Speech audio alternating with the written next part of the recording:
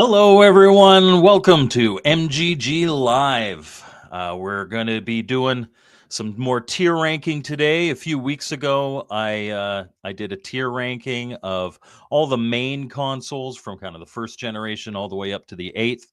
There was much debate in the chat. I was pissing people off, and other people were cheering me on based on my rankings. Honestly, it's the most fun I've had ever doing a ranking, period. Today we're going to be doing handhelds. Again, we're going to be going all the way from the Microvision up through the Playdate. I'll explain that list in a little bit.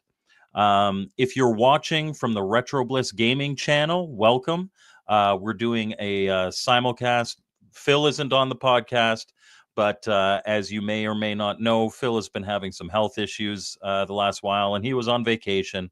And so I offered to simulcast my lives to his channel as well, just to keep stuff on his channel. So wherever you are, welcome. And I can see the chat from all of them, so you don't have to worry about that. This Saturday, I was gifted by the Intellivision gamer who has been obsessed with this game lately, Castle of Death. He gifted me the ROM. And so I have not opened it yet, and I will not open it until Saturday. But Castle of Death for the Intellivision, you guys are going to watch my first full playthrough.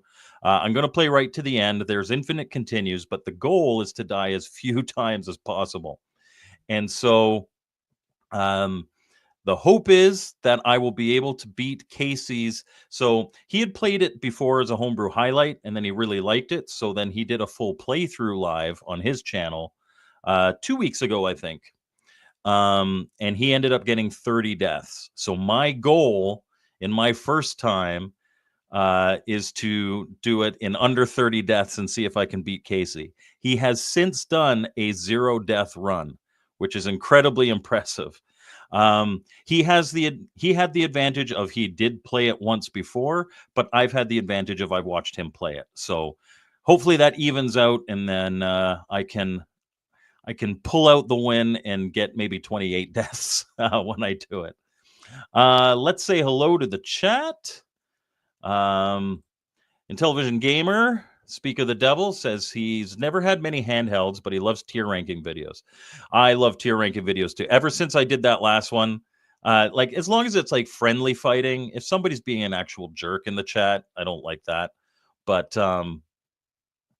friendly debate and fiery debate, particularly with guys like Jeremiah Thomas, I get a kick out of it. It's fun. And yeah, I realized just before I went live that you were wearing this shirt yesterday. This is Sibling Rivalry. The channel's My Drunk Sibling. They're really good friends of both mine and Casey's. So go check them out. Absolutely. And Casey says he loves Phil and hopes he feels better soon. Yeah, he was feeling well enough that he streamed earlier today. So, and he was playing Intellivision. I unfortunately missed the stream, but I watched it back after. So, and he talks a bit about what he's been going through.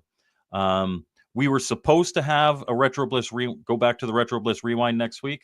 I am not sure if that's going to happen. I'm going to talk with Phil a bit about that, whether it'll be a Retro Bliss Rewind, but I'll be streaming regardless next week. Ted Adams says he's coming here from Retro Bliss. Hope he feels better. Yes, we all hope he feels better, and welcome. Yes, Castle of Death, under 30 deaths. Can we do it? But I promised him I'm not going to open the game until Saturday. So if I die like 5 times in the first hour, it may not be bad. Zen Bloke, yeah, you're not late. You're just, I'm just saying hello to everybody. I haven't started ruining everybody's childhood yet.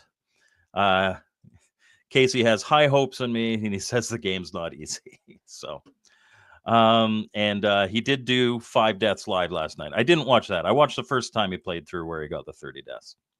So let me add to the stage what we're going to be doing tonight. So I have a bunch of handhelds here. Now, one thing that you're going to notice is I put the Virtual Boy here. I didn't put the Virtual Boy in my consoles one, and there was more than a couple people that are like, oh, what about the Virtual Boy? When I was younger, when the Virtual Boy first came out, we all viewed it as a portable console. Now, it's not a handheld. It isn't. Um, but the whole idea, like I remembered imagining, oh yeah, I'd bring it to school and I'd be out in the field, like laying in the field and playing Virtual Boy. I never got one. I never knew anybody who got one. But so I put it in here with the handheld list. It's a portable console, or at least it was kind of intended to be. So that's why it's here. It's going to get its due in this list. There's a bunch of handhelds missing. I did compress some of them. And Jeremiah Thomas, yes, you and I are going to fight a lot. Although, so yeah, we'll see. I do like the links. I like the links a lot. So for instance, I have the Game Boy. I don't have the Game Boy Light. I don't have, like, we're going to just lump all Game Boy. I'll talk about different models of it. Same with the Game Boy Color. Game Boy Advance, I did put the SP and the original in there because they're different enough. I don't have like Tiger Electronics stuff. I don't have standalones like Mattel Football. I do have the DS, the DSL, and the DSi because they will kind of be different for me. For the 3DS line, this is the new 3DS, but I'm going to be talking about the 3DS, the 3DS XL. Like I don't have the XL versions of the DSi and that. And then of course I have the 2DS here. And I've gone all the way up to the Playdate because I do have a Playdate. Also, I've got the PSP Go. I don't have all the different versions of the PSP. I don't have the two different versions of the Vita. We're just going to talk about them as kind of a conglomerate. Same here with the Wonder Swan. I don't have the Wonder Swan in the Wonder Swan color. Neo Geo, Pocket, Color. Like, we're just going to talk about them all as one thing. And the OLED Vita for the win. You will be happy with where I put the Vita, I think. I really, really like the Vita. So we're going to go all the way back, and I am not going to make the same mistake that you mean you use your DSIs for an Intellivision, not your Game Boys. You use this guy right here. Right here. Okay, so the Microvision. I'm not going to make the same mistake that I made last time. Last time I took the Magnavox Odyssey, which in hindsight, like, it's an iconic piece of hardware. It started the game. It absolutely deserves super props. But I had put it at an A last time, and it just screwed me up for the rest of the podcast. I'm not going to make the same mistake here. The Microvision started the game. The actual games are big plates that go on, and they would reveal what buttons you could press. And then there was a little knob at the bottom, like a spinner controller. They're super simple games. I would make the argument that in most cases it's more fun to play than the Magnavox Odyssey, but I'd still put it at D. Now, if we're going by, hey, props for you for making the first console that, portable console with interchangeable games and all that, of course it would be up here. But in terms of playability now, I've got one. I like it for its collectability. It's a fun piece of history. If I never could play it again, there would be no tears. And so the Microvision goes right at the bottom there as a D tier. I would not call it an F tier. I wouldn't call any of these F tier. But it's a D tier for me. The Nintendo Game Boy. Okay, so I have some. So it's by no means the best way to play Game Boy games, but it is the console that started Nintendo's absolute domination of the portable market right up until the end of the DS. I think, like, it also established what's important. A good game library is important. Nintendo shipped with Tetris, which was an absolute phenomenon. The Game Boy shipped with Tetris, which was an absolute phenomenon. The Game Boy had really good battery life. and only took 4 batteries. That was an advantage that it had over its 2 main competitors here. The Game Boy had good controls. It had a poor screen, mono audio out, but those were never big issues. And in fact, despite the fact that both of its competitions had better systems, it did so well and so strong that it did not feel the need to upgrade even to color until much, much later. And I think the Game Boy, it's not the best way to play Game Boy games at all, but I think it deserves its props as an S tier handheld. Raza's Retro, how's it going? The best handheld is no handheld. I don't agree. I actually quite like handhelds. I don't play them nearly as much as I play, let's be honest, even my phone now. But I do have a soft spot for handhelds. I've got a pretty decent collection of games for a variety of systems. If I was to pick one of the Game Boy models, I'd probably go with the Game Boy Light. I think it's called, just the thinnest model. The original one is like carrying a brick sometimes, but still much smaller, much more compact than its competition. Raza only owned 2 back in the day, Game Boy Color and Game Boy Advance. Well, you know what? Those 2 pretty good ones. If you weren't happy with those, I'm not sure you'd be happy with any of the other ones on this list. They're pretty good consoles. The Atari Lynx. Oh, and yes. Yeah. So I actually omitted emulation consoles. I don't have anything here that's like, oh, here's a collection of 30 Atari games or, whatever. But I do have the Evercade here, which is primarily cartridges that have old games on them. The Atari Lynx. The Atari Lynx was way ahead of its time. It's got a color screen. It's got left or right hand controls. You can flip it around to have the D-pad on the right side and the buttons on the left. It has a comparatively small but really good game library. There are definitely some stinkers. There's some stinkers on all these systems, but it had a really good game library. Innovative controls. The first model is absolutely enormous. You can barely call it portable. The second model, definitely better. It takes up a smaller footprint. Funny that so these are handhelds, and the idea of a handheld, I guess, is you can throw it in your pocket. Keep in mind, in the 90s, we all wore big cargo pants and stuff like that, so we had big, massive pockets to hold our Atari Lynx. Its biggest Achilles heel, and the biggest Achilles heel, honestly, for all of these consoles, I would say up to the Game Boy Advance SP here, the one with the backlight, is poor screens. And that's more something of the time. If it was a static game, like, say, Tetris, looks pretty good. But as soon as you started moving, all of these screens start getting blurry. For most of these consoles, you can get modern LCD screens to replace the old screens.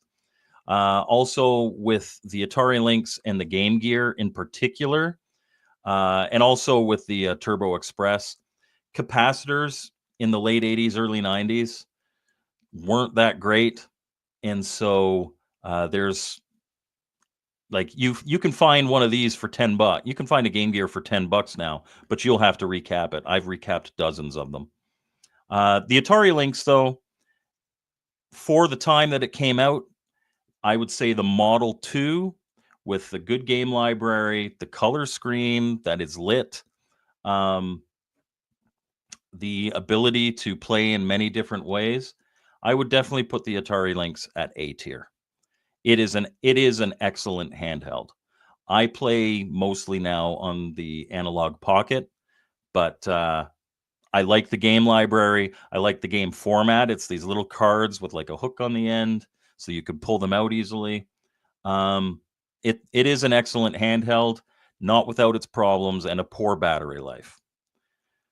Let's pop into the chat here. Just keep track of things. Ted Adam Green says, I love handhelds and the Miu Mini Plus is delightful. And 13-year-old me with a Coleco football LED handheld would have been thrilled. Zen Bloke had a Game Gear in his youth. I did not own one when I was younger, but I remember going to a birthday party of a friend of mine and he got one for his birthday. And I was just, my mind was blown because I hadn't seen the Atari Lynx either at that point. Yeah, and Christopher says the same thing. The Game Boy, I'm presuming he means the Game Boy. Pretty good handheld back in the day.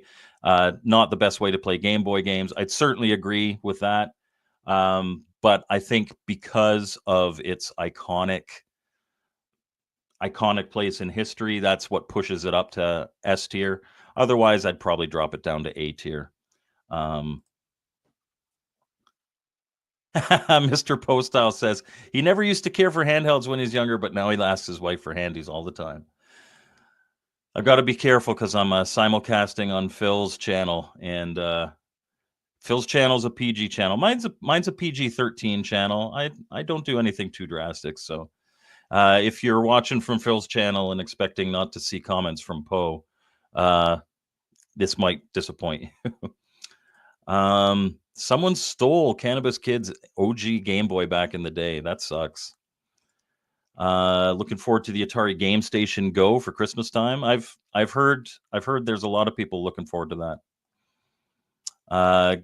Game Boy Advance was pretty awesome. Very true about the poor screens. Yeah, the 90s were full of poor screens. You needed external light sources, and especially for the Game Boy consoles, there were all these third-party things you could get that would shine light on your screen and do all that, and even make the screen bigger, like with magnifying lens.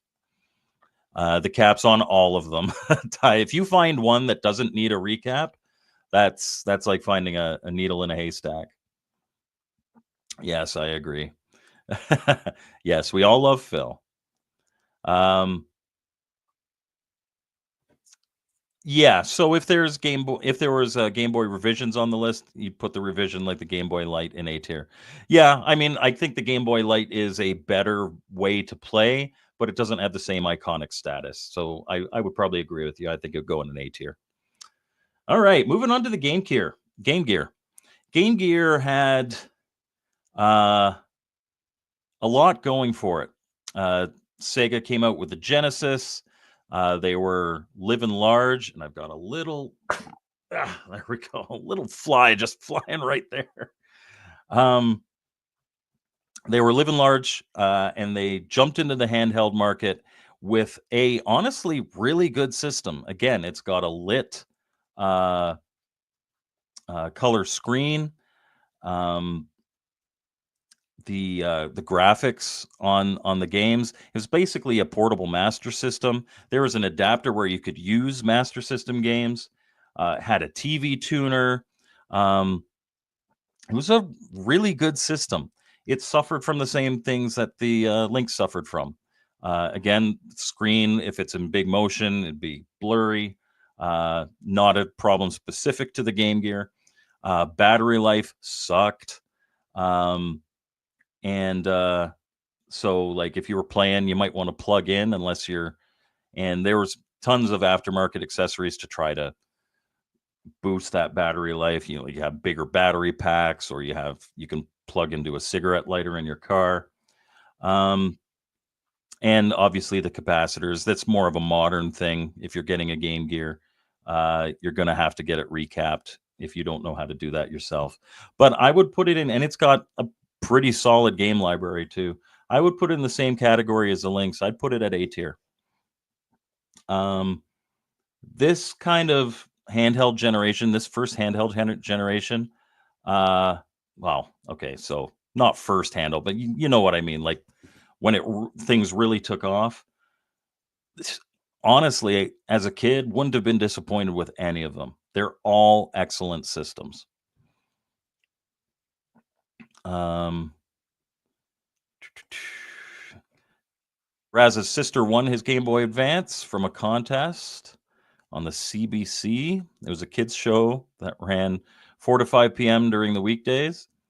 Game Boy Advance didn't come out when I was still a kid, so I think I'm a little older than you, Raz. 90s handhelds were battery munchers.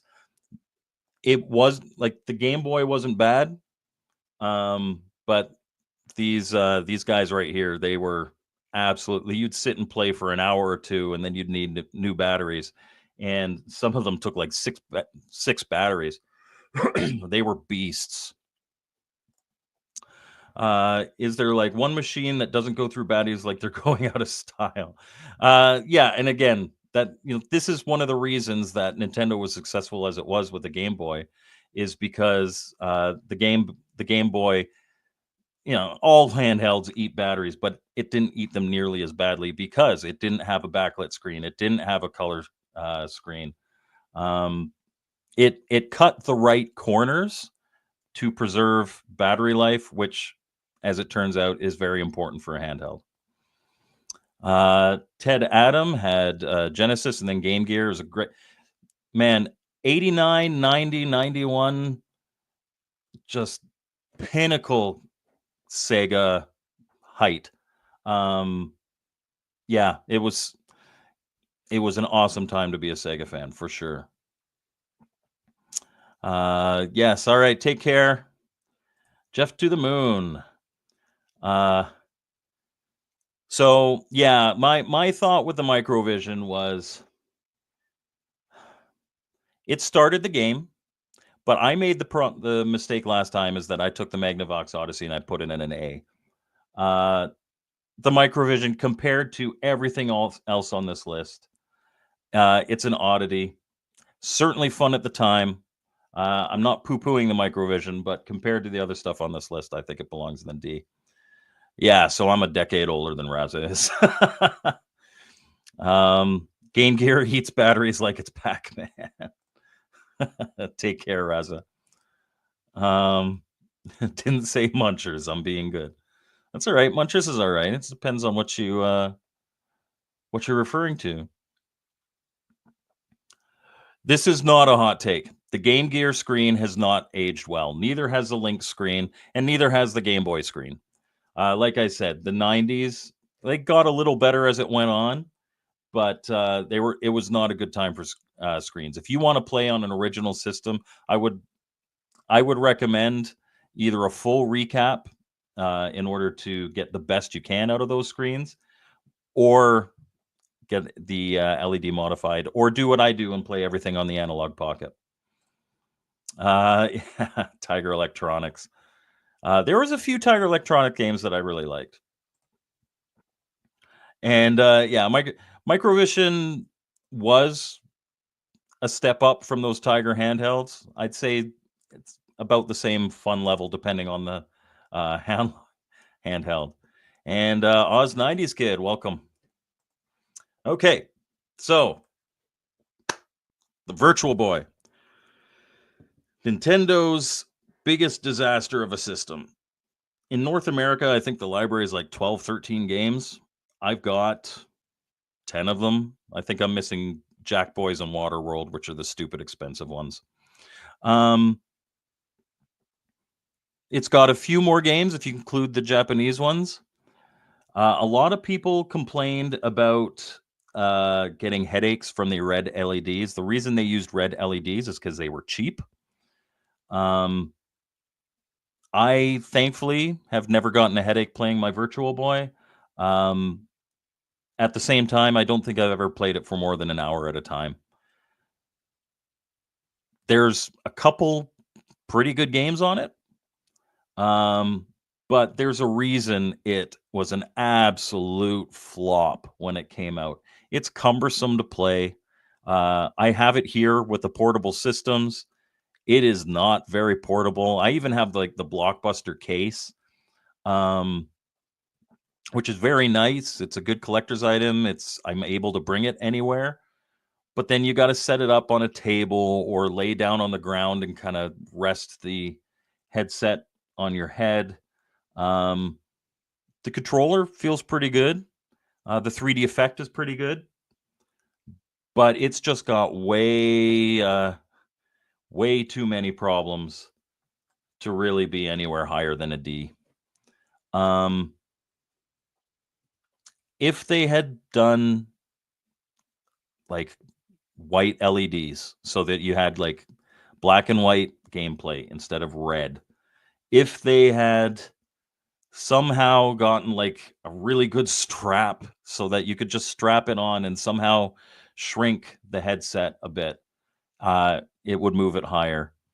But just the way it came out, there is a reason it's Nintendo's biggest flop of all time. Um, it makes the Wii U look like a stroke of genius from Nintendo. So it's like I'd love to put it higher, but Nintendo fans, you can shed your tears quietly while I leave that at D. uh, Jeff's a very reasonable person. He can agree. um, Oz knew somebody that blamed the Virtual Boy on having to get glasses as a kid. I don't know if it was that bad. Maybe. Um, Cannabis Kid loved tennis and bowling for the Virtual Boy.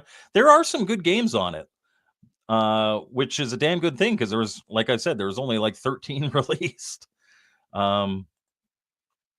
You can totally emulate Virtual Boy on MetaQuest, and I do. That would be really cool, especially if you could adjust the red level to be not quite so glaring. I don't mind it being red, but maybe muted a bit. That would be really cool. And some kind of reimagining of console would be cool. I think, yeah, I mean, there are plenty of VR headsets out there. It wouldn't be difficult at all, I don't think, to make that so that you could just play that, and wherever you look, it's just like you're looking inside a Virtual Boy, so you wouldn't even get the motion sickness of like moving around. That would be a good idea. All right, moving on. We are going to talk about the Turbo Express. This is the first console on this list that I don't own one. I would scoff at it back in the day when I would see it offered for $300-400. I was like, that's way too much to pay for a Turbo Express. It has the same problem where most of them need recapping at the very least. It also, like the Sega Game Gear, had a TV tuner accessory, but really the biggest value of this is that you could play your TurboGrafx games, the actual just the TurboGrafx game cards, on the Turbo Express. And so you had really the full console experience, albeit with a not very good screen, but the full console experience. It had all the controller functionality that you'd want. You could do turbo on both 1 and 2 buttons. It was a tank, though. It was big. It dwarfed the Game Boy. Think of like a Game Gear put on its side and then just make it thicker. That was the Turbo Express. It was also probably worse than the Game Gear and the Lynx for battery power. This is something that you definitely wanted to plug in if you could. It is really cool piece of history. It is well executed, and it is certainly in the 90s. If you were a rich kid, because it was also expensive, if you were a rich kid, you could play full console games on the go, unlike your friends that had the Game Boy or the Lynx or the Game Gear. You could take advantage of that full library. But I think with its size, with its terrible, and I mean like abysmal, like it's absolutely abysmal battery life, I would put the Turbo Express at a B. Um, if it was a little smaller, if it had better battery life, honestly, it could jump up to S because that TurboGrafx library is pretty good. Um, and TurboGrafx is known for a lot of shooters with stuff moving by. The screen, its refresh rate or whatever, led to a lot of blurry gameplay on Turbo Express. I have a friend with one. I've played it. I've played multiple games on it. It's not comfortable to hold, but man, it had potential for S tier. If the technology, and you're limited by the technology of the age. If the technology had been advanced enough for it to have a better screen and be a little smaller, I think Turbo Express could have absolutely been S tier. But because of when it came out and because of what they had to do in order to make it, I would put it at B tier for me. So Christopher Lawrence says, I'd say that the people only remember Virtual Boy for two things: a flop and a handheld where you could play Wario, VB, and Jack Bros. Exactly. I agree with CK. I like the tennis on it as well. There was a few good games, but I think people remember it for being a flop and headaches as well. Zenbloat played on a Virtual Boy a couple years ago, and that's all I'm going to say. It's a neat experience. Is it something that I go back to often? No. Ice Cream Man, enjoy your ice cream, Jeff. Yes, 100%. The tech just wasn't in line with the concept. And that happens sometimes, and that's not the last time we're going to mention that. Because the next thing we're going to talk about is the Sega Nomad. This is Sega's response to the Turbo Express. I don't know which came out first, but I'm going to call it Sega's response to the Turbo Express. It's a portable Genesis. And it had I have one. It's got the 6 buttons on it. It takes full Sega Genesis carts, which is, it's good because it's supposed to be a portable Genesis and it plays Genesis games, which is great. It plays them with a worse screen. This is the 90s. We accept that. The fact that we're portable and playing console games is good enough for us. At the same time, its battery life is terrible. And Sega Genesis games are like, they're full cartridges, right? It's not like the TurboGrafx where you've got these little cards and you could fit 4 or 5 of them in your pocket if you want. If you've got 4 or 5 Genesis carts in your pocket, you look like a pack mule. Not a bad idea. Executed well. It's comfortable to play. It isn't, I think, too bulky. It's large, but it doesn't feel as bulky as the Turbo Express to me. Just again,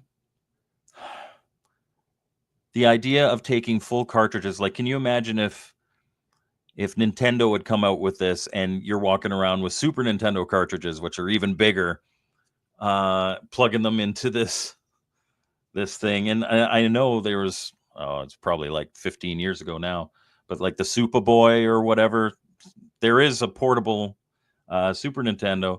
And my mindset with that is like, why do we need that?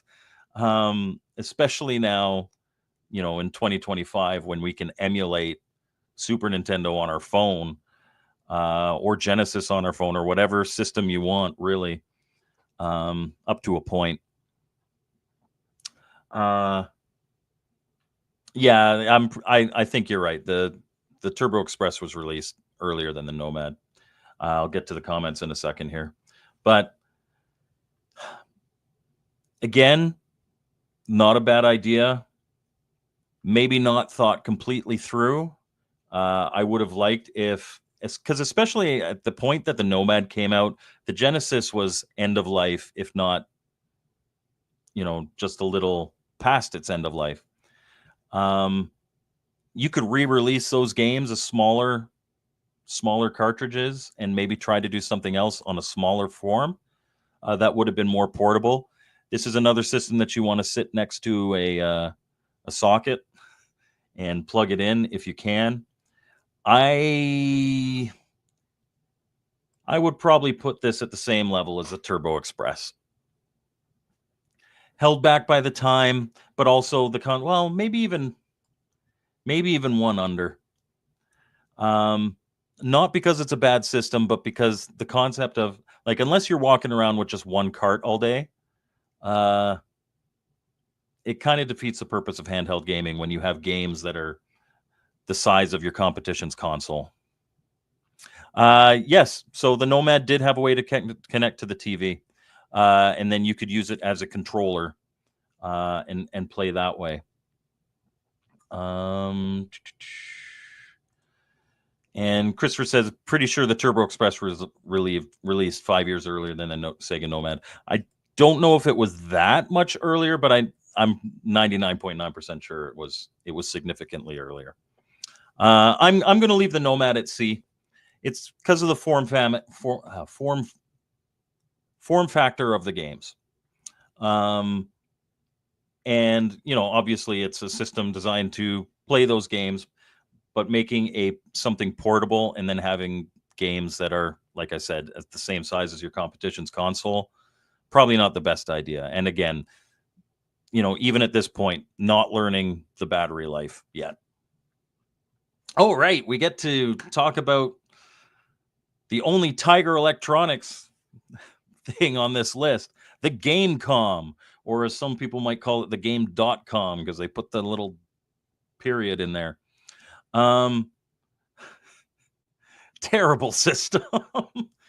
The screen, even for the time, is particularly bad. It is a touch screen. I don't know if you guys can see here, but there's a little stylus that plugs into the front of it. The touch screen is also terrible. You really have to tap hard. It's really hard to see. The games on it aren't very good. They're better than your average Tiger Electronics handheld. But the Gamecom is really a D. Borderline F. It has some built-in stuff. It tried to be like a PDA as well. Keep in mind, this is the mid-late 90s. It has like a calculator on it. It has a calendar. It has a phone book. But yeah, Tiger Electronics was always kind of known for the cheap alternatives to good handhelds. And so their foray into the market being terrible is really not that big a surprise. I don't think many people are going to fight me that the Game.com or the Gamecom belongs down here in a D. Think of it from a military deployment point of view. The gaming road warrior loved having his Nomad while he was on the go in the Navy. I don't disagree with you, but when he was on the go in the Navy, did he stuff all of his pockets full of Sega Genesis games? I think that's the only reason I dropped it down from a B to a C, was because of the form factor of the games. And Oz didn't know the Gamecom. You're lucky. It's not very good. He's still got his Monster Jam Tiger handheld. Awful game, but it looks nice on a shelf. I have some ones that I actually like. I didn't mind them. Kids who just had the Tiger Electronics things, which was me, up until about 95. We played them and we enjoyed them enough. I had like a Star Trek The Next Generation one, Empire Strikes Back, Jurassic Park. There were some decent ones. They're not good in comparison to, playing Sonic on your Game Gear, but they they do the trick. uh, Game Boy Color. So Game Boy Color adds color to Game Boy games. It has a smaller form factor than the Game Boy, which is more comfortable to play. Uh, is still pretty decent with battery life.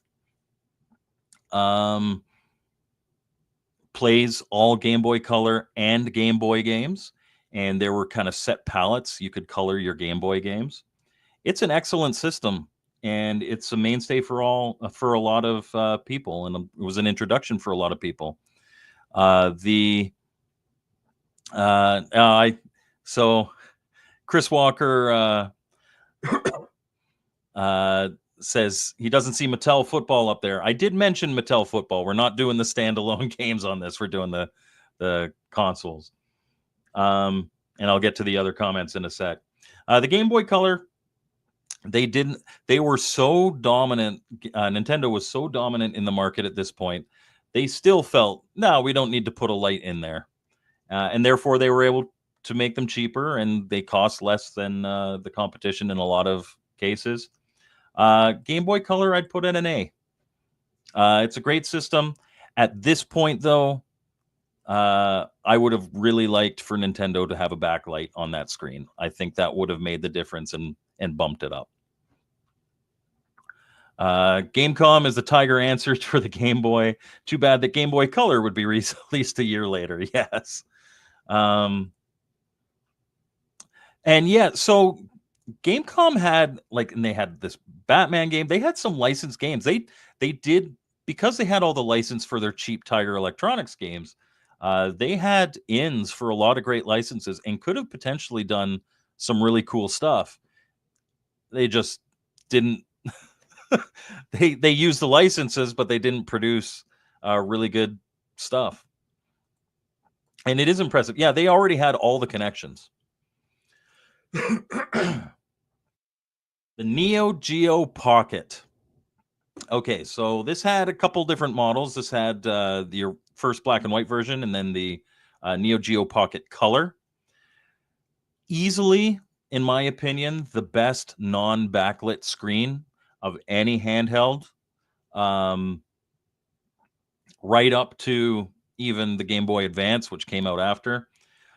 Excellent screen. Good size, good form factor. Battery life was okay. It wasn't abysmal like the earlier color systems from Nintendo competitors. It wasn't as good as, say, a Game Boy Color, but the difference in the games and just the overall, it's got a good build quality. It's got an analog joystick kind of thing. Think of a Neo Geo CD controller. Really good. Okay. Wired Up Retro says Lynx has a decent. I don't think any of the early 90s handhelds have great screens. When stuff is moving, stuff blurs. So, I mean, I would say of the three here, Lynx probably had the best. But by today's standard, I certainly wouldn't consider them to have great screens. Welcome, by the way. That's Wired Up Retro. He's got I still have to do that Rollerball 5200 thing to make a spinner controller. He does some really cool stuff with controllers on his channel, as well as other stuff. You guys should check him out. We did have him on a Retro Bliss Rewind podcast at one point. Back to the Neo Geo Pocket. There's a smaller library, but it's a good library. Unfortunately, it wasn't supported for very long. I think it was only out for about a year before it was discontinued, and unfortunately, it was SNK's last, piece of hardware, at least from its original days, as opposed to the Neo Geo X or whatever that has a handheld. That's really just porting, has built-in ported games from previous generations. Excellent handheld. It really, really is. I would go so far. I would go so far as to put it S tier. Like I said, I think it's the best of the '90s non-backlit screens. The color version is the one you want to get. Excellent piece of hardware, feels good, great controls. The only thing really holding me back is, again, it's a lot of the SNK um, games, and SNK is really known for their fighting games, and I'm not into fighting games. I love the Metal Slug series. I love some of their other stuff, but I'm just not into fighting games. But that I'm not going to let that poo-poo this console from me. I think it is probably the best '90s handheld in terms of build quality and feel and all that stuff. Um, so up here, uh, yes, yeah, just but I mean by the standards of the day, it was as good as they could do, and we talked about that a bit too. The limitations of technology uh, resulted in the hardware that we got. Oh, nice. Think Vita and Steam Deck. Yeah, like there's some great screens now for sure. You're very welcome, sir. I like your channel a lot. Yes, so there was a black and white was the original. The version you want to get if you're going to pick up one is the color one. A lot of the games are going to be in Japanese. It was bigger in Japan than it was over here. Um, yes, and it had even smaller game library in the Neo Geo Pocket color. Yeah, the shooters are what I really like from SNK. I've never been a fighter. Like you get the I have a consoleized MVS, and so I've got like those one of those like 80 on one big cartridges that just lives in it. And there's like 6 games on there because it's like Fighting King 1, Fighting King 2, Fighting King 3. I don't want to play any Fighting King games. I'm a button masher in fighting games. Um, yes, I would consider it to be the best of the '90s. Not in game library, but in quality of build, quality of feel. I really like um, the Neo Geo Pocket Color. Um, yeah, yeah, we talked about, and it was a fantastic idea. We were just talking about some of its limitations due to when it came out. Um, these console oh, there we go. These consoles are awesome. I agree. A lot of them are really, really good, except for the Gamecom. Um, Gamecom is literally. I'm trying to think here. Yeah, it's literally the only one of these because I've played them all. It's the only one I just genuinely didn't have any fun with. It's bad. I didn't play every game from the library. I'm sure there are some decent ones, but it's bad. Okay, so the Wonder Swan, Japanese, but you can get them imported. Not a very good screen. There was a Wonder Swan, then there was Wonder Swan Color. Again, you want to get the color one if you're wanting to pick it up. Uh, yeah, poor Tiger. um, that said, uh, I really like what Bandai was trying to do with this one. It's got different ways to play. It kind of feels like a mentality like the Lynx. It's got two kind of 4-button clusters for the D-pad on the left, but you can flip it onto its side and play vertical games like shooters or stuff like that. Again, it's a Japanese console, so a lot of the games you'd have to translate, but it's a quality system, and there's some really good games on it.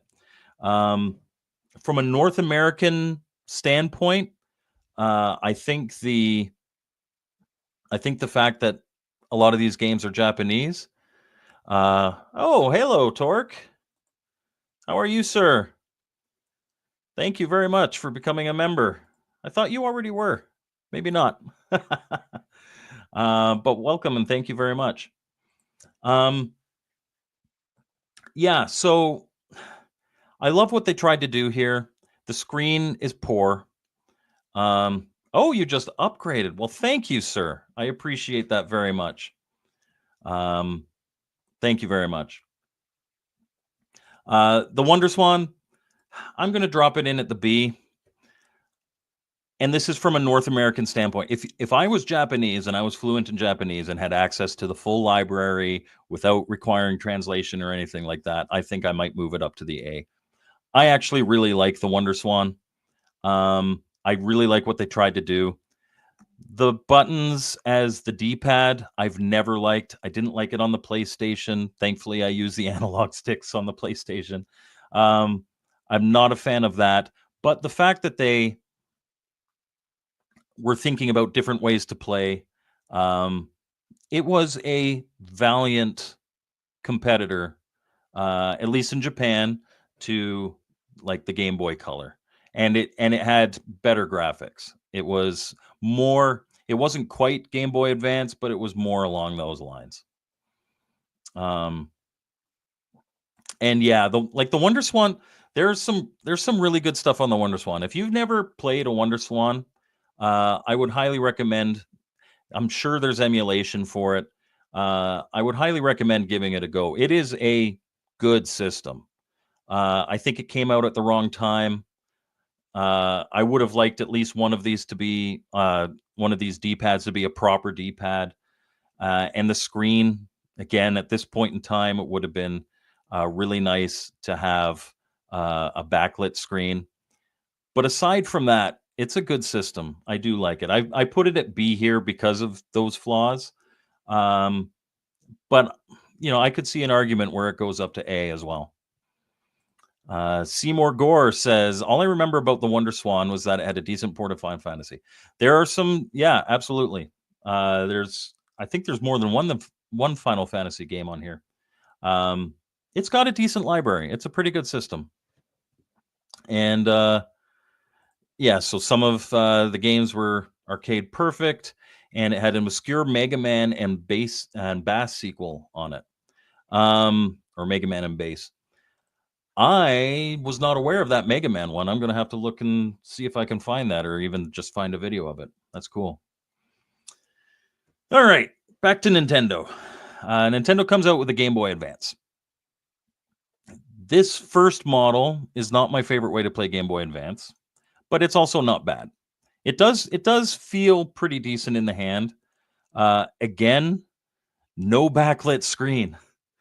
Like at this point, we're like 99, 2000, and we're still not backlighting our screens.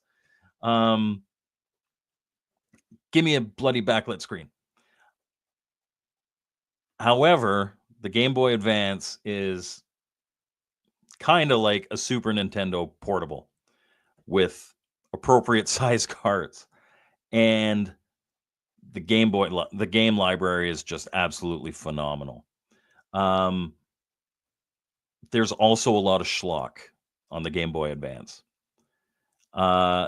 Before I drag any of these up, the Game Boy Advance SP, the reason I put this here, this is a clamshell, so it protects the screen. I think that was the concern. It's a little tighter, but it's still very, like I've got big hands. I do actually kind of prefer the wider format for playing. But the reason I put this one here is because it was the first model that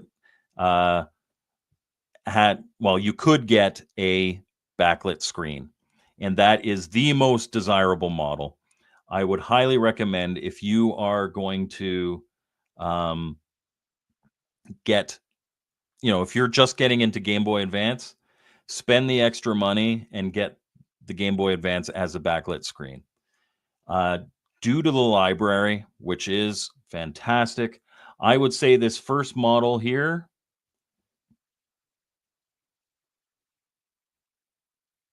you know what? I'm going to drop it to B, because God damn it, if my biggest complaint about the Wonder Swan is we're in the late 90s, early 2000s, and you should damn well have a backlit screen, Nintendo doesn't get preference for that. But once you light that screen, This is the lit version of the screen. This guy here. The one that doesn't have a backlit, we drop here. But the backlit screen version of the Game Boy Advance SP is just a phenomenal way to play that great library. So that's what we're going to do. No backlit. We're dropping you to B. That's my bad Nintendo, bad Nintendo ranking. And this is my, all right, Nintendo, you got it. Finally, after what, like 13 years of making handheld consoles, you got it.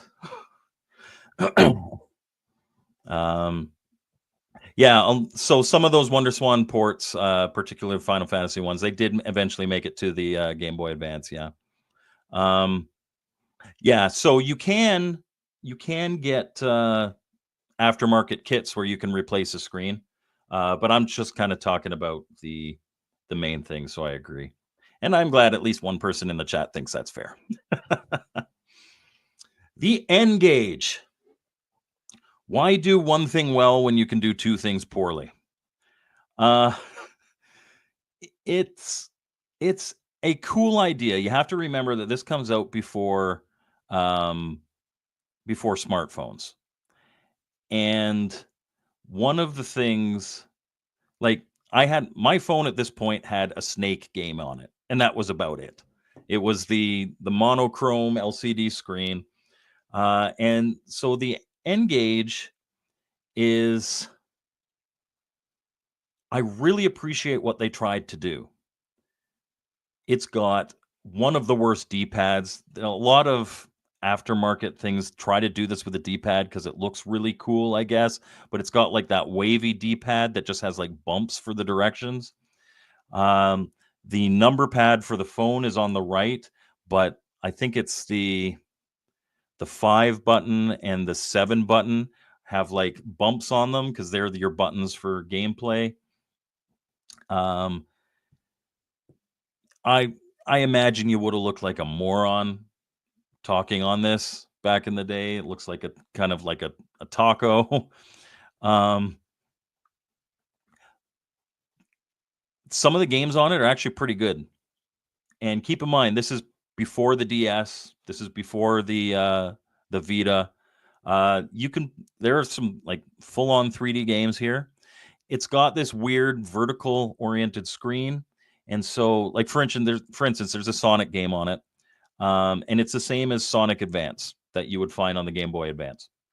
But because the layout of the Sonic game is landscape instead of portrait, it's got bars at the top. So this screen becomes even smaller. But its biggest flaw, in my opinion, and I'm talking about the first model of N-Gage. The second model of N-Gage, I didn't even know existed until much later. And they fixed some of these problems, but it still kind of sucked. But in order to change games, you had to open the back of your phone and remove the battery to slide out the game and slide a new game in.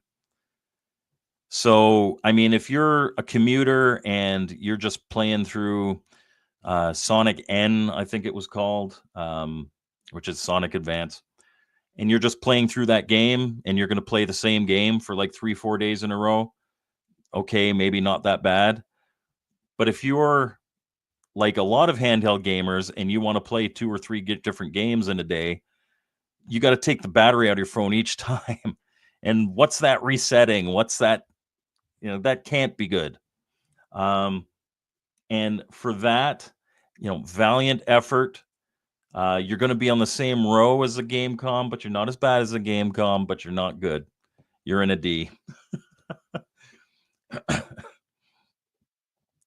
I bought a DP when it came out and I loved it. But if you have the know-how, buy an original Game Boy Advance and you can mod with a new screen for sure. Yeah, I prefer that. And when we start talking about the DS, I think I might surprise some people when I mention what my favorite DS is. Yeah, the N-Gage. Yeah, exactly. Like it was impressive what it could run, and 3D games, and like I think when did it come out? Like 2003. 3D games on a phone when I'm just playing Snake at that point. Impressive. I love what they tried to do. They just didn't do it very well. And oof, I think that refers to like taking out the battery of your phone. Yeah. Um, SP. Yes, the SP. Because we all know what DP means when Mr. Postyle's talking.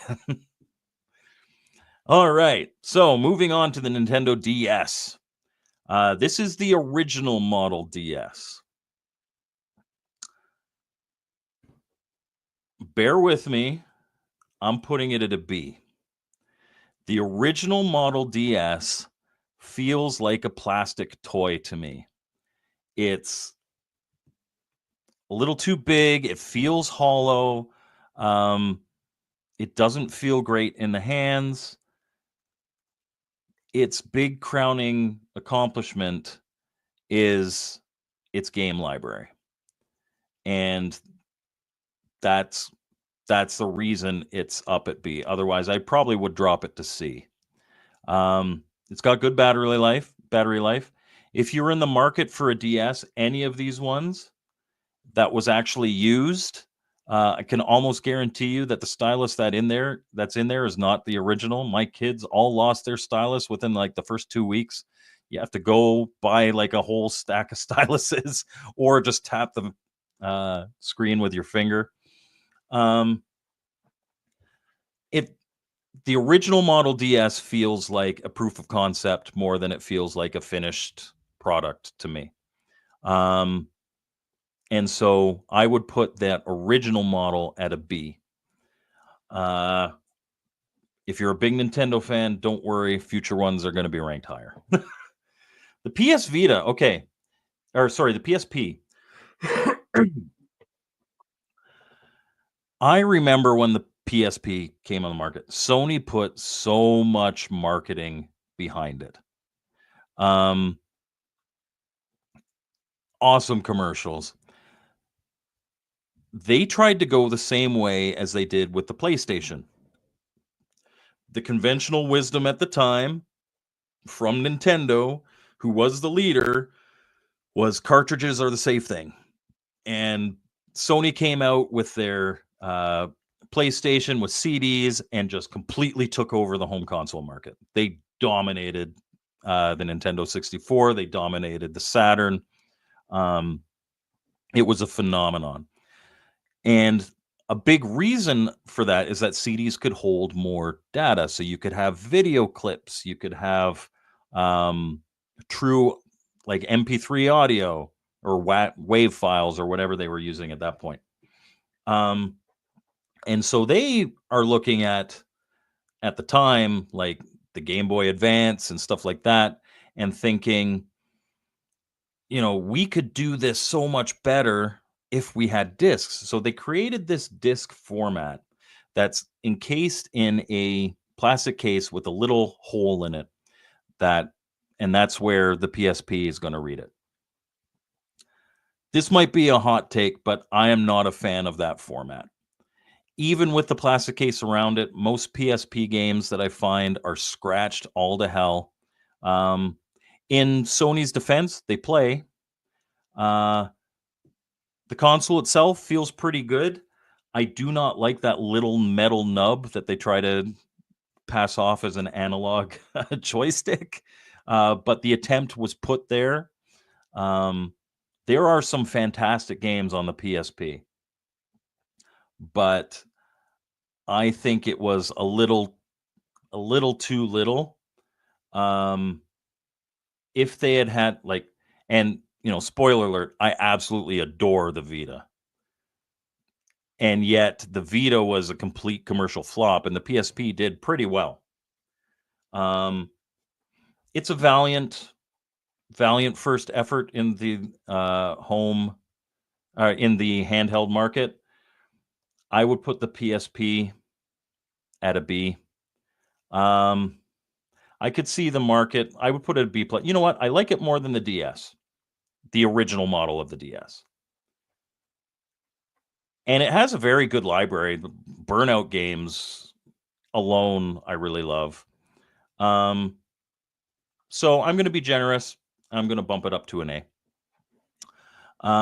Because I do think that the original PSP is better than the original DS in terms of the actual hardware. Game library, DS lives on its game library, and that's why it lived so long. PSP game library was solid. There was some good stuff. Let's see here. Agree with the original. Poe, what do you like to play when on the go? The PSP was epic, except that the PSP Go with its stupid side controls trying because you fully digital system way ahead of its time. The network was nowhere near supporting that functionality. I think there's a couple typos in there, but I get what you're saying, and we're going to talk about the PSP Go. It's a little further down this list. Christopher, I'm a PSP fan. I also agree that the UMD is not a very good format. What a design issue. PSP really could have had a better Gran Turismo. I was pretty disappointed with that. Fair enough. But yeah, Burnout's good on any system. I don't think I've ever played a Burnout game I don't like. And Mr. Postile usually plays his Atari Flashback Portable or his new Super Pocket. He has Intellivision Collection 1 for it and has a bunch of Atari 2600 games built in. Cannabis Kid agrees with something I said. And if he's at home, he plays a Switch or his PlayStation Portable for PS5 games. Hasn't touched his Vita in years. That's a shame. That's a shame. I really like the Vita. Christopher still has his PSP Go to this day, but he found that the joystick's broken. I mean, what other handheld can I play Mega Man Powered Up and watch Zombieland on the same handheld? I put Neo Geo Pocket at an S. You want to fight me for it? It's got the best non-backlit screen from the 90s. It's got excellent controls. Pretty decent library. I mean, library is probably its weakest thing. Its build level is great. I love the Neo Geo Pocket. Yeah, it's and it wasn't cheap. Yeah, the PSP was a valiant effort. And yeah, I love the Vita. Okay, so after the Nintendo DS first model, they came out with the model that I think really solidified the DS in most people's heart. And that is the DSL or the DS Lite. It is a much slicker form factor. It still played Game Boy Advance games. That's something I didn't mention. The DS could play Game Boy Advance. The DSL can play Game Boy Advance. They removed that functionality with the DSi. Good screen. Again, if you're buying used, that stylus is probably not original. Yeah, I mean, come at me, bro. I'll fight you anytime, anywhere. You said that the Switch deserves to be an F. You are clearly either such a cold, dark heart, or you are just such a hater of certain things that you cannot see reality. And you wanted to put Jaguar at an S. I'll fight you in your opinion anytime. Because I lumped them together. If you were watching, you can watch it back and fume at some of my picks here. But I fused a bunch of different systems. Same with the 3DS. I fused that. And yeah, Christopher, Vita, man, I really love the Vita. I'm gonna be gushing about the Vita soon. And Casey's with me. The Switch is amazing. The DS, but the DSL is like when you think DS, I think most people think. And yes, because I put the Switch on my other console, I decided it's not a dedicated handheld, so I decided to do that. Um, it's amazing for adults too. Your cold, dark heart cannot sway me, sir. This is why I love doing these. I genuinely love this. Okay. The DSL, you take that massive library and now you put it in a form factor that doesn't feel like a prototype. I think the DSL is an S tier console. Um, I I had both a PSP and a DS back in the day. I mean, I still have them, like original DS. When it was like that, I played the PSP more. Once I got my DSL, I played the DS more. Um, I just think it is the quintessential DS. It is in, one it's not my favorite way to play DS now, but at the time, it was uh uh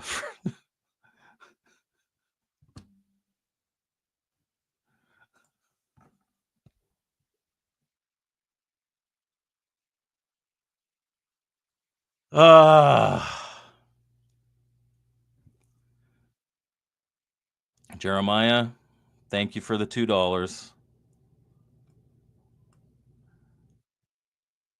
It stays there until I put the next thing up. Then I drop it back down to A.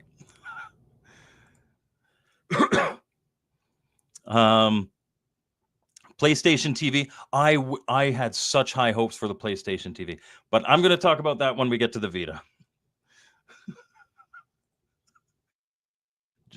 Mr. Postal, $2.01. I'll move it back down.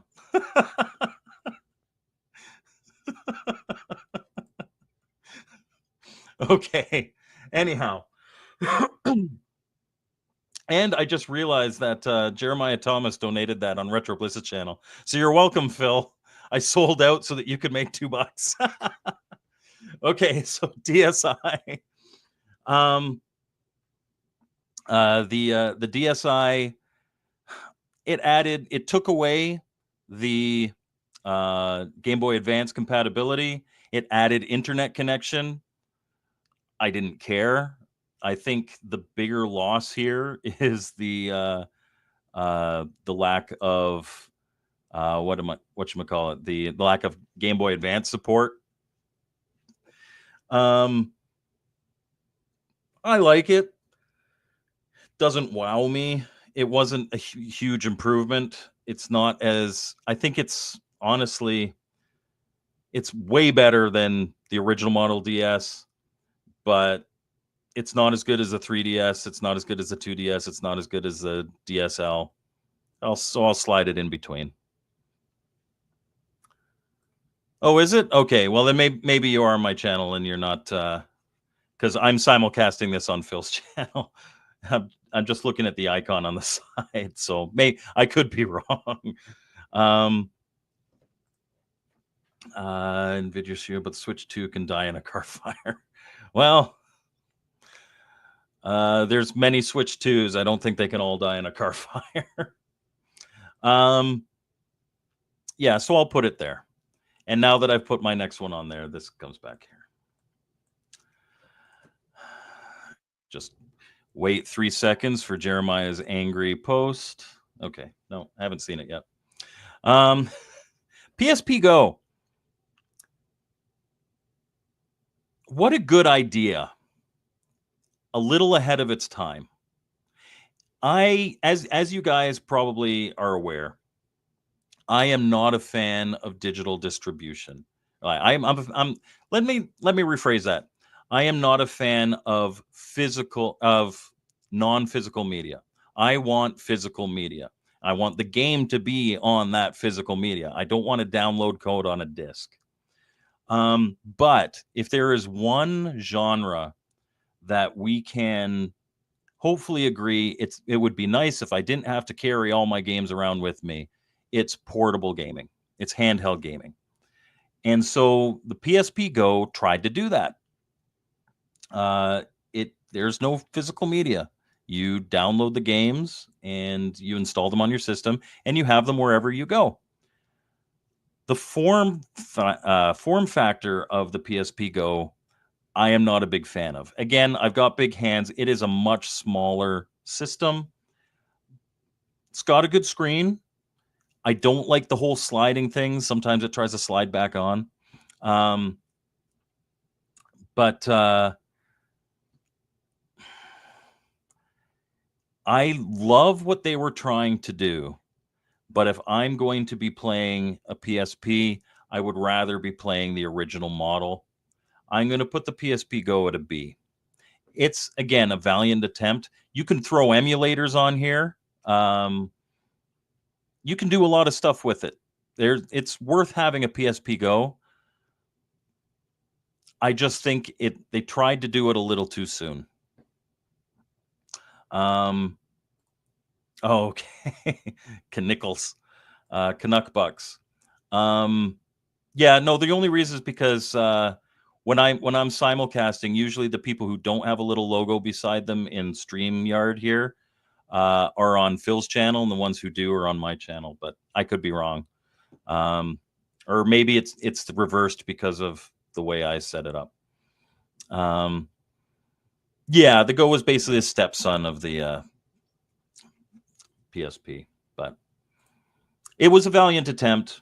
I'm glad I have one, but I think B tier is where it belongs. So we're going to be talking about all the 3DSs.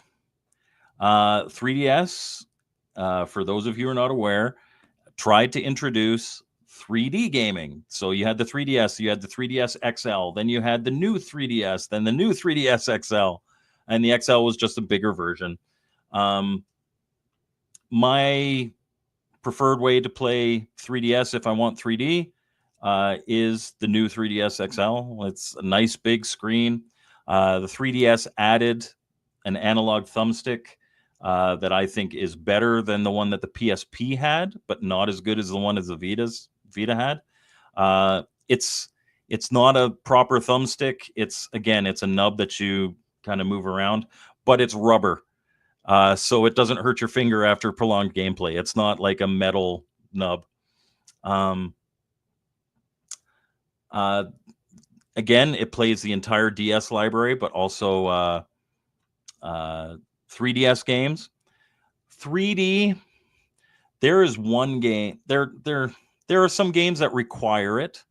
A lot of games don't require it. And you could adjust it. The earlier versions of the 3DS, you had to be like bang on in the zone to see it. Like you don't need glasses or anything. It bends the screen. The later models, like the new 3DS XL, that effect was much better achieved. I played Super Mario 3D Land, and I loved it so much. And I played it in 3D. I loved it so much. I 100%ed it. And to 100%, you got to get like all the coins in every level. You have to beat every level with both Mario and Luigi, and you have to jump at the on the top of the pole at the end of every level. There are some fantastic games. There's a great Zelda game on the 3DS XL. I'm happy putting it at an A. Again, it's solid. It's really, really good. I don't think that like the 3D to me was a bit of a gimmick. It's needed in some games, but in most cases, not needed. Yeah. So let's see here. Wait, you don't have the Sony Ericsson Xperia Play on the list? I do not. And you may be the only one that owns one. I don't have one. And yeah, so one thing that Nintendo can count on is that if they release a slightly different model, a lot of people will still buy it. Whereas if you wait and then they release the better model, just buy the better model. Torque says, yes, Mr. Postile, it's just you. And it was your first smartphone. You're so proud. We're proud of you, Poe. I have to get a new 3DS someday so I can mod it. Yeah, I'm not really aside from like shell swaps and stuff, I'm not really up to date on the DS modding scene. I don't know, like, is there a big modding scene? They seem pretty solid as systems on their own, unless you mean like modding the software so you can like pirate games and have emulators and stuff. Uniqueness is something to be proud of. Hello, Baz. How are you, sir? All right. Next, we're talking about the PS Vita. Okay. I love the Vita. It's got such a great screen. It feels great in the hands. It's the only one of these things that I actually bought like a grip so that it can feel even better. Best like for a handheld, like really good analog thumbsticks. It's man, Sony made such a fantastic system with the Vita, and it flopped terribly, and I'm not entirely sure why. I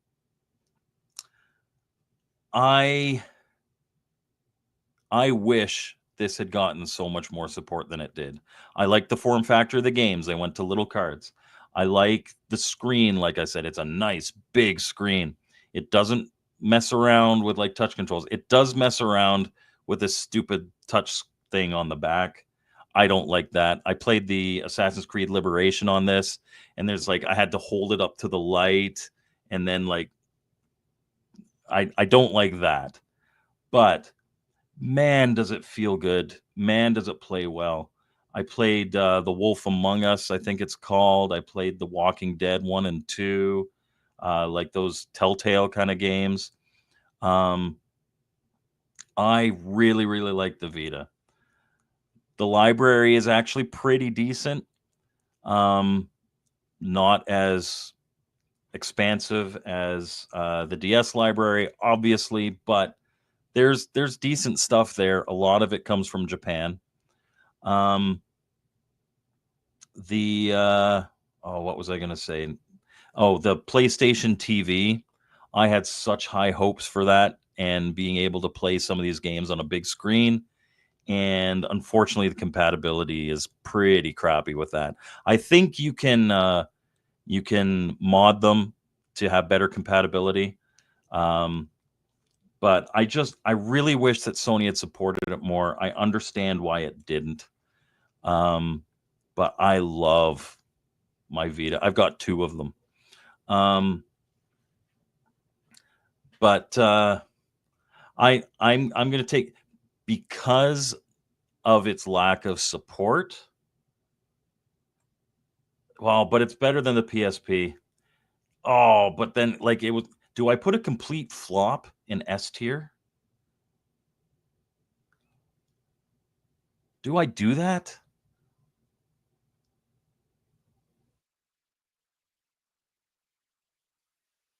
Yeah, why not? I can be ridiculed by people. I love the Vita. It's one of the best handhelds ever made, in my opinion. Um, I just really wish it had been more successful. I really do. It does not get nearly enough love. It's like everybody remembers the PSP. A lot of people don't even remember the Vita. I left out the Motorola Z line of phones. Yep, I did. Love the 3DS. Didn't own it, but both my kids stole it every chance that they could. Yeah, 3DS was great.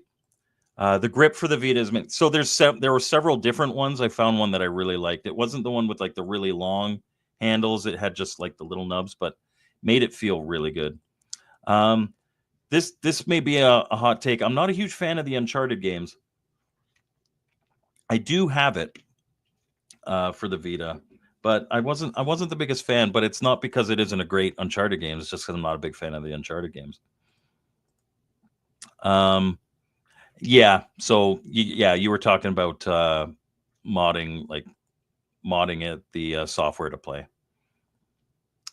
Yeah, I mean, don't get me wrong. There were there were issues, and it had the proprietary storage card that was stupid expensive when they could have just used a micro SD. Um, my only true XP is with the Sega Game Gear. I love playing uh, Psychic World, Psychic World on it. Torque has one in the closet. And the Vita, yeah, it has a lot of indie games you could download. It had like the PlayStation Store on it and all that. I'm sure it's discontinued at this point, but I love the Vita. And it was a sad day when I sold her to kickstart my PS5 fund. The best game I played on Vita was Murasaki Baby. Oh, I'm sorry you don't have your Vita anymore. I really do like the Vita. Um, and Vita TXK by Jeff Minter. Ooh, I love me a good Jeff Minter game. Yay. Zenbloke, for those of you who don't know Zenbloke, he's been on a couple of these now. He is a huge PlayStation fan, huge Sony fan. So he's very happy that I put the Vita up there. Still running, albeit in a broken state. Okay, so he's referring to the Sony store. But pretty soon it'll be, well, you want games on your Vita, you're gonna have to hack it or whatever in order to get your games. It's just unfortunately the reality. And yes, Zenbloke is joining us from Scotland, so he is it's very late for him. But we're winding up here. Okay, so the 2DS. This is my favorite way to play DS games. I love the form factor. Much like I prefer the form factor of the original Game Boy Advance to the SP, but the SP with the backlit screen, that version of it anyway, much better system. 2DS, I remember when it came out, me thinking, oh, why would I even need that? And then my kids were both and we were getting ready to do a big road trip down south in the US.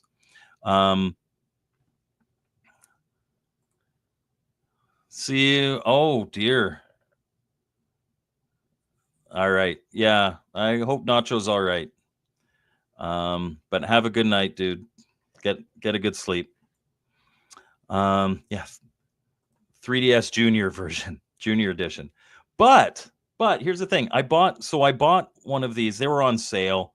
And I bought one of them for each of my kids. And they played it on the road trip and they had, they loved it.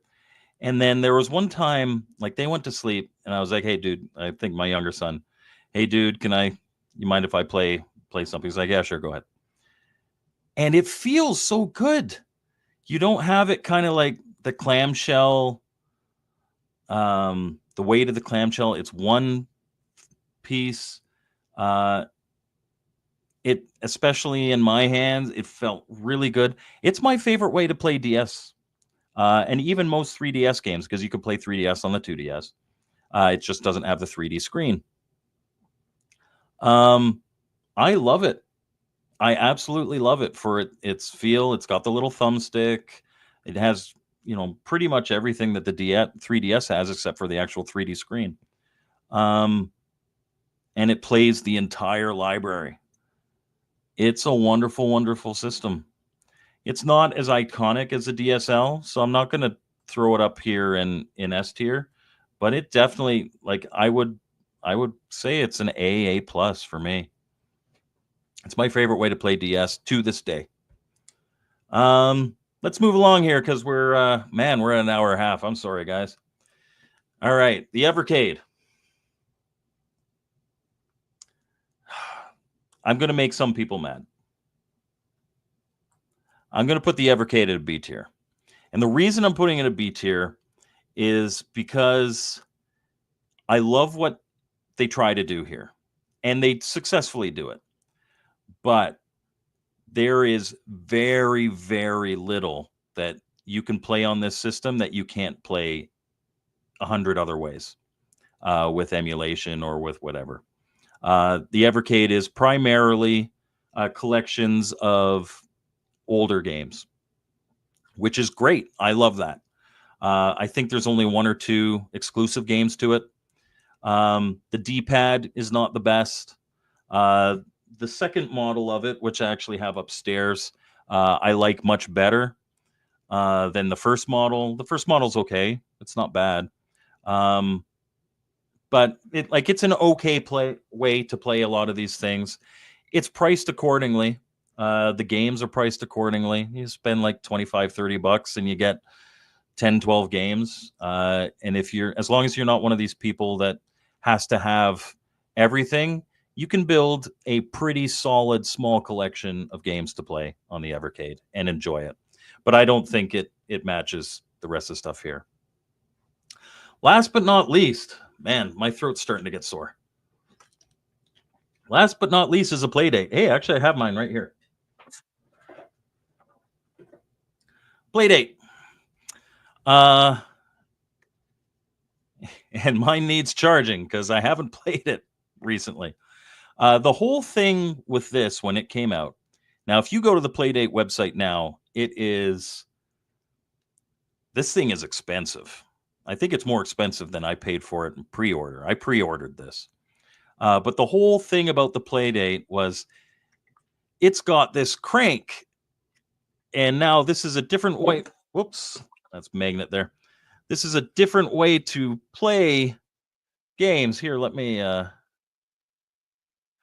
it's like it literally has a little crank. And you can play games like this. And this becomes like an analog controller. And I was like, okay, that looks like something I wouldn't like. But I do love oddball stuff, and so let's give it a try. And in some games, I actually like that little crank, but in most games, I was right. I don't really like that crank. It is also small. That's good. It's very portable. It doesn't feel like tiny. It's got a good D-pad. It's got good buttons. The screen is not backlit, but is very high quality. You look at it, and you're like, oh my god, this is going to be like one of those 90s screens, and it isn't. It's a better screen than that, but you do need light in order to play. I love what they were trying to do. It is also digital only. There is a big community of people who have made free games on itch.io that you can download, but then you have to go to their like online site, log in, load the games there, and then it will send it to your Playdate, and you have to download them on your Playdate. I'm not a big fan of that. I would have loved if they had put an SD card slot on here and you could just load games on, because Lord knows at some point in time that little online service is not going to work anymore and you won't be able to download or remove games from your system. I like the Playdate. I do. I play it sometimes. A lot of the stuff on itch.io is not the best. I too would put this one at that B tier. It's a fun little thing to throw in your pocket and play every once in a while. It is not a mainstay, I think, of many people's handheld experience. This was in reference to the Evercade. It's an okay handheld. Casey did not buy the Playdate. Wasn't for me. The amount of stuff that you buy that isn't for you is phenomenal. I'm surprised you didn't add this to that list. Fishing Simulator Edition. Yeah, you can. There are fishing games on here, and you can do that. There are some good games. There are some games that utilize that crank pretty well. But more often than not, it's kind of just a gimmick.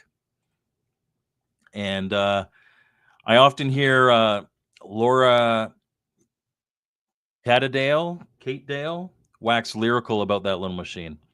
So I presume she likes it. Some people think this is phenomenal. If you're like Pat and Ian, if you were into the CU podcast, Ian's a big handheld guy and he loved this thing. And I could see how some people would absolutely love it, but it's my tier list and I think it belongs at a B. It's not by any stretch of the imagination a bad machine. Look at the other stuff in this lineup.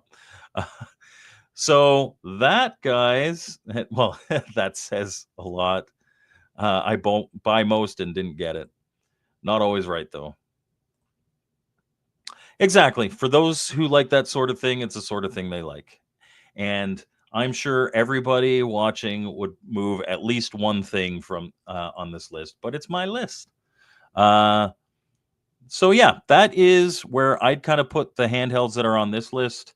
Again, I understand that the Virtual Boy is not a handheld, but it was designed as kind of a portable system, so we're going with it. I would like to thank everybody for being here. If you are a content creator or just want to do this for fun, this tier maker list, as well as the rest of the ones that I've made, are the link for it is in the description. And I have created other ones that I have done on the podcast before. These are the handheld consoles. These are the gaming consoles. If you don't know, like if you want to just do it for fun, or if you want to do it on a video, just skip the ones you're not familiar with. Also, Electronite homebrew games, Homebrew Inc. games, and Intellivision collector games. So absolutely, if you're going to make a video on it, tag me in the video. I would love to see where you put yours. I think Game Freak mentioned that he might do the gaming consoles one, and maybe we can get him to the handheld one as well, because I know he's big into the Evercade. Thank you very much, Christopher. I appreciate that. Wow, I'm impressed. Yes, Casey, do a tier ranking of all my intros. I should do a tier ranking of all my intros. I'm very biased. I prefer the ones where my kids are in it. They're my favorites. Thank you, everybody, for joining me. I know I went super long on this one. We're almost at an hour 40. Whether you're watching from my channel or from the Retro Bliss Gaming channel, I appreciate you watching. And we'll see you next time on Mike's Gaming Gala and on the Retro Bliss Rewind podcast. We'll see you later.